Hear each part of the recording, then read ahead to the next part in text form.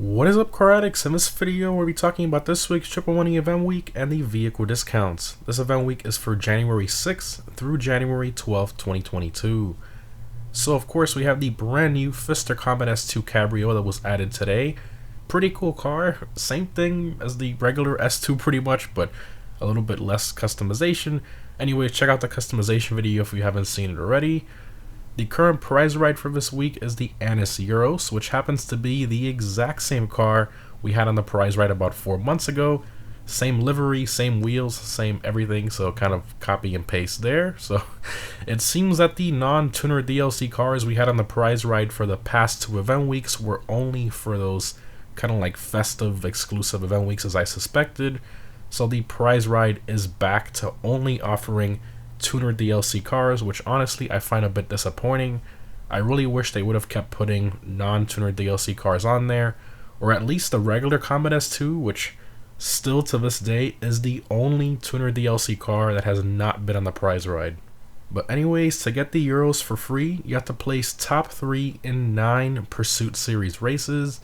Now 9 races does seem like a lot, but there is no day in a row restriction for this one, so it's pretty easy to complete. Now the Euros has a normal price of about 1.8 million and a trade price of 1.35 million, so at least it's still an expensive car you can get off the prize ride for free, but I'm sure most of you already own it. In terms of the test drive vehicles for this week, we have the Ubermax Cypher, the Dinka RT3000, and the Dominator ASP. Now in terms of a casino podium vehicle, we have the Coil Raiden. This car is primarily based on the 2012 Tesla Model S and normally costs just under $1.4 million. So it's definitely one you want to try to win this week if you're into electric cars. Now in terms of performance, this car is in the sports car class and really isn't all that great. It does have great acceleration as to be expected with an electric car, but its top speed and handling are pretty awful. The Fister Neon in comparison does pretty much everything better. Plus the customization on the Raiden really isn't all that great, but it's still a pretty good looking car that's decently fun to drive.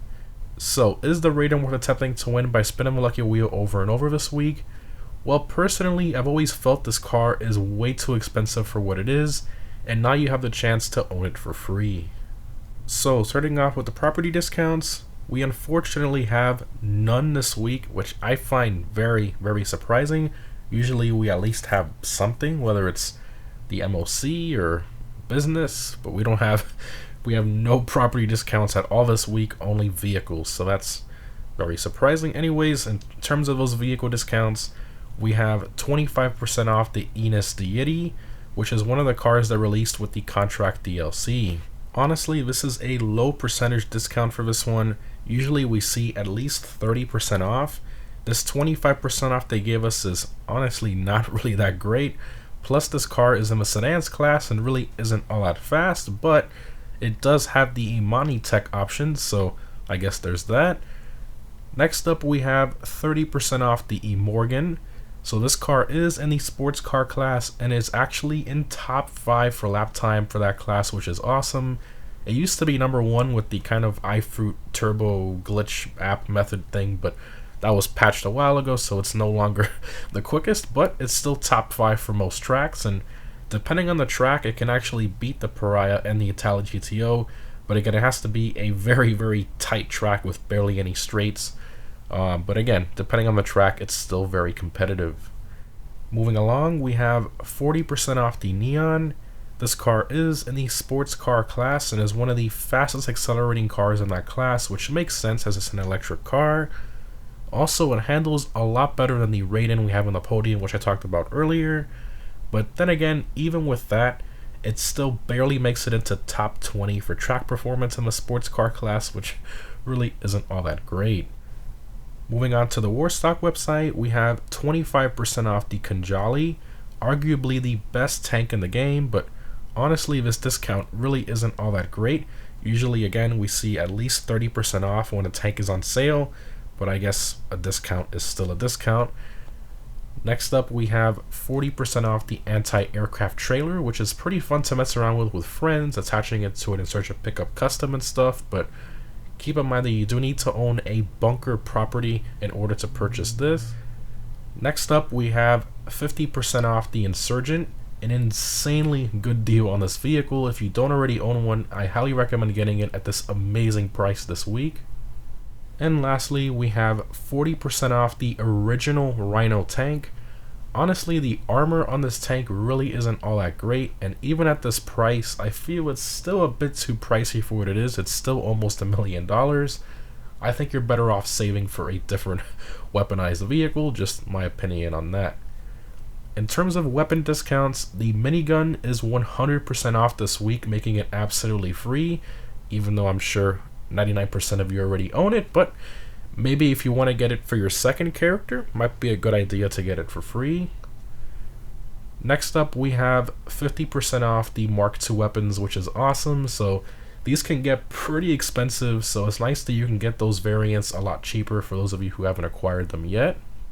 In terms of clothing unlocks, if you walk into Record A Studios this week, you unlock the Rockstar Studio color sweater for free this week, which is awesome. In terms of triple money, we have triple money NRP on the Power Play Adversary mode, which is pretty interesting.